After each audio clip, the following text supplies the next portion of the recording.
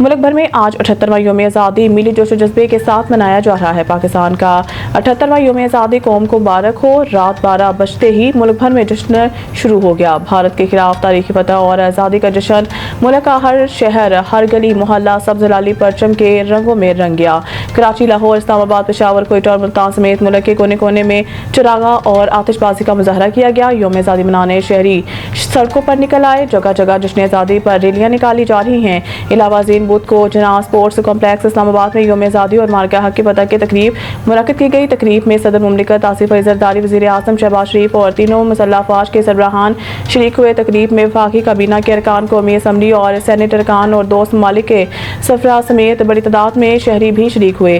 तकरीब में तीनों मुसल्लह अफ़वाज पर मुश्तमिल म्यूजिक बैंड का शानदार मार्च पास्ट किया, जबकि पाक आर्मी, पाक बहरिया और पाक फ़िज़ाइया के चाको चौबंद दस्तों समेत पंजाब रेंजर्स, FC, खैबर पख्तूनख्वा के दस्तों ने भी मार्च पास्ट किया।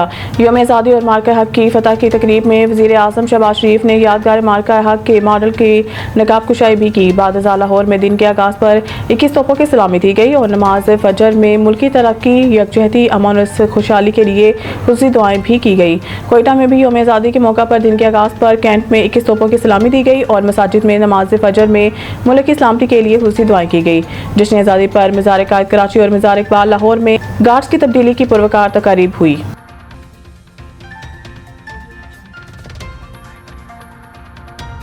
अपनी आज़ादी और खुद मुख्तारी पर कभी समझौता नहीं करेंगे। Field marshal Asim Munir. तफसीलात के मुताबिक chief of army staff field marshal Syed Asim Munir ने यौम आज़ादी पर तमाम अहले पाकिस्तान को दिल की गहराइयों से मुबारकबाद दी और कहा कि अपने बुजुर्गों और बरसगीर के मुसलमानों की कुर्बानियों को खराज तहसीन पेश करता हूँ। फील्ड मार्शल आसिम मुनीर ने कहा कि पाकिस्तान आलम इस्लाम का एक मजबूत और नाकाबिल तस्खीर किला है। पाकिस्तान बैनुल मज़ाहिब, हम आहंगी और मजहबी आज़ादी का मजहब भी है।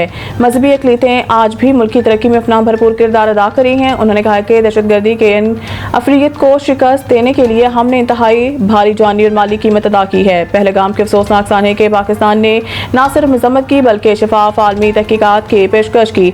ऑपरेशन बनियान मरसूस तारीख में फौज पाकिस्तान की बहादुरी और वलवला अंगेज जज्बे के अलामत बन चुका है। फील्ड मार्शल का कहना था कि भारतीय सरकार ने रवायती हठधर्मी करते हुए पाकिस्तान की शहरी आबादी पर हमला किया। कौम की हिमायत से मुसल्लह अफ़वाज ने भारतीय जारहियत के जवाब में ऑपरेशन बनियान मरसूस किया। पाकिस्तान फौज रवायती, गैर रवायती और हाइबर खतरात से निपटने के लिए पूरी तरह लेस है।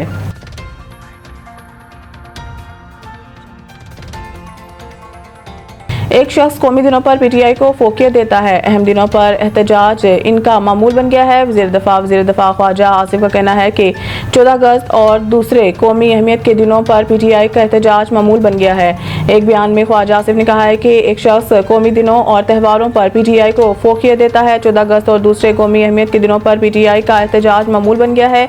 वज़ीर दिफा ने असद कैसर को भी तनकीद का निशाना बनाते हुए कहा है कि रहनुमा PTI कहते हैं कि वो खैबर पख्तूनख्वा में दहशतगर्दों के खिलाफ ऑपरेशन नहीं करने देंगे।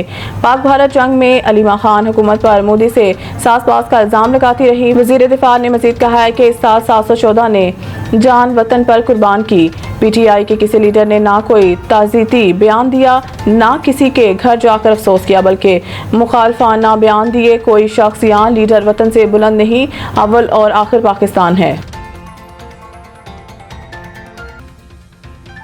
सुप्रीम कोर्ट में 1980 के रूल्स के जगह 2025 के रूल्स बाकायदा लागू कर दिए गए। सुप्रीम कोर्ट ऑफ पाकिस्तान में 1980 के रूल्स की जगह 2025 के रूल्स बाकायदा लागू कर दिए गए हैं। इस हवाले से जारी इलामिया के मुताबिक ये रूल्स अहद हाजिर के जदीद तकाज़ों को मद्देनजर रख कर बनाए गए हैं। रूल्स तश्कील के लिए जस्टिस शाहिद वहीद, जस्टिस इरफान सादत, जस्टिस नईम अख्तर अफगान और जस्टिस अकील अब्बासी पर मुश्तमिल कमेटी तश्कील दी गई थी।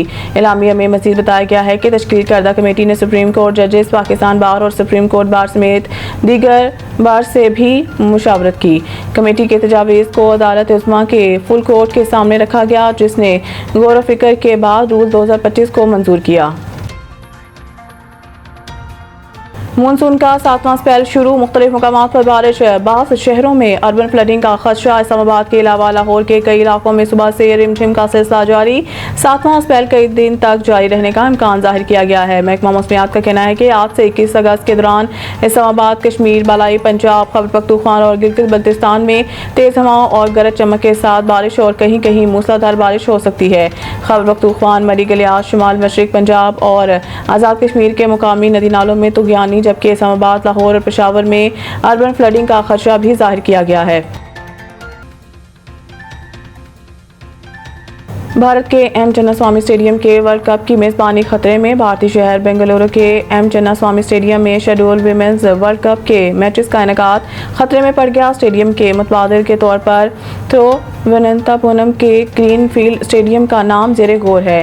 कर्क इन्फो के मुताबिक कर्नाटक स्टेट क्रिकेट एसोसिएशन ने स्टेडियम में मैचेस के इनेकाद के लिए सिक्योरिटी के हवाले से पुलिस की इजाज़त के हवाले से BCCI की जानिब से तय की गई 10 अगस्त की डेडलाइन मिस कर दी, जिसके बाद इस वेन्यू पर इवेंट के मैचेस का इनेकाद खतरे में पड़ गया। इस वक्त बेंगलुरु में 30 सितंबर को भारत और श्रीलंका के दरमियान इवेंट का ओपनर, 3 अक्टूबर को इंग्लैंड और जनूबी अफ्रीका, 26 अक्टूबर को इंडिया और बांग्लादेश, 30 अक्टूबर को दूसरा सेमीफाइनल और मुमकिन तौर पर 2 नवंबर को मुमकिन फाइनल समेत 5 मैचेस शेड्यूल हैं। हालात के पेश नज़र स्टेडियम के मुतबादिल के तौर पर तिरुवनंतपुरम के ग्रीन फील्ड्स स्टेडियम के नाम पर गौर किया जा रहा है।